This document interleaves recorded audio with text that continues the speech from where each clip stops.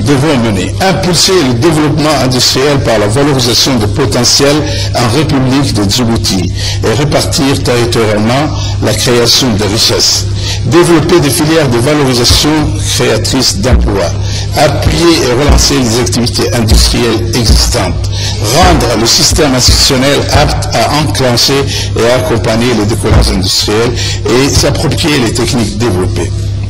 En conclusion, Monsieur le Président, Mesdames et Messieurs, trois composantes principales formeront le programme prioritaire du ministère, qui vise un ensemble d'objectifs stratégiques et qui seront mis en œuvre à court et moyen terme. Le financement de ce programme proviendra autant de ressources internes qu'externes. Concernant le développement du commerce, outre la mise en place du cadre global intégré, de mettre en œuvre les stratégies et le plan d'action de développement du commerce et enfin de finaliser le code de commerce. Concernant la promotion de l'artisanat, l'accent sera mis sur l'adoption et l'application de la stratégie de développement, l'encadrement de l'organisation du secteur et de faciliter l'accès au financement. Enfin, s'agissant du développement de l'industrie, il s'agira de réaliser des assises de développement de l'industrie prévues fin 2009, de renforcer le pôle économique porteur existant et de créer d'autres tout en assurant leur déploiement sur l'ensemble du territoire en fonction des potentialités de chaque région. Excellence, honorable invité, je m'excuse de vous avoir retenu si longtemps et je vous remercie de l'attention que vous m'avez accordée.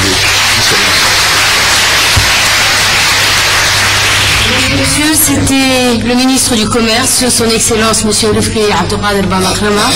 Excellence, Monsieur le Président de la République, Monsieur le Premier ministre, honorable assistance. Je me permets de succéder à cette tribune à mon ami et confrère Khaled Haidar pour une meilleure alternance dans la prise de parole, dans le suivi et les transitions de ce débat. Je rappelle que le thème du jour reste la stabilité macroéconomique, la croissance et la compétitivité. Le sous-thème du moment est donc le bilan des activités du ministère du Commerce. Nous demandons donc aux participants et donc à l'assistance d'être clairs, concis dans leurs questions, clairs, courts et concis, donc pour que le débat reste dynamique, intéressant et donc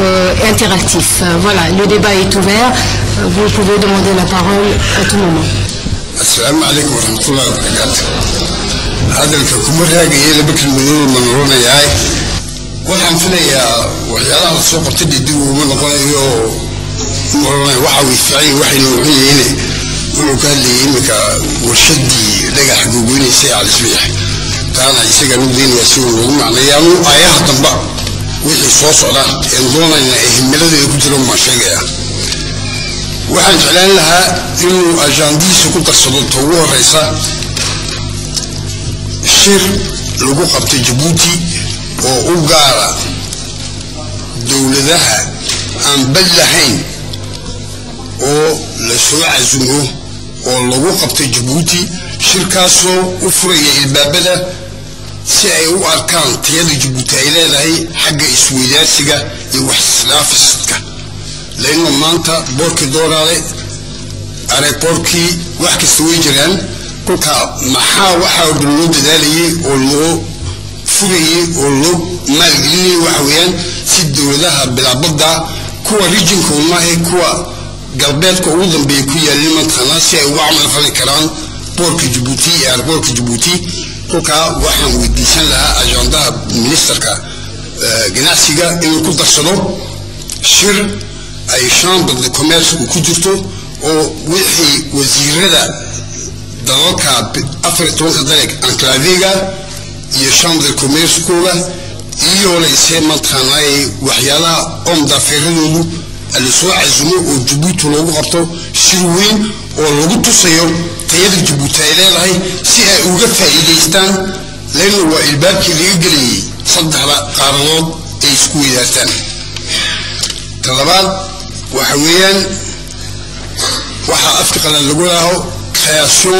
d'un observatoire de la conjoncture internationale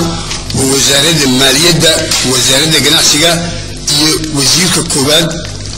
مدنا دليتا محمد دليتا ومركزتا سينا يمدحوينها تضباط كيبا مر أم ربيش كيبا مر أدونك ما أنتو أدونك وحو لغي عرتولين بنقضي واحد لو يقانو أفكا قلال فيلاج بلانتير الصومالي قالوا نقول له عرتولين واحد سكوح لنويان أو هذا إيه هبين وحي داعية مانتا وحي سيدات ساعدوا في كده عيمات خلال الجابون وإن الأولانون مانتا كلها مادام المدعوين واحد أو كل وقت ولين وزير كمالية وزير كجناسية يبريم مينيستركو إلى مركز Centre Observatoire de la conjoncture internationale. Là-bas, il y a un agenda le Centre Observatoire de la conjoncture internationale, où il y a beaucoup sur le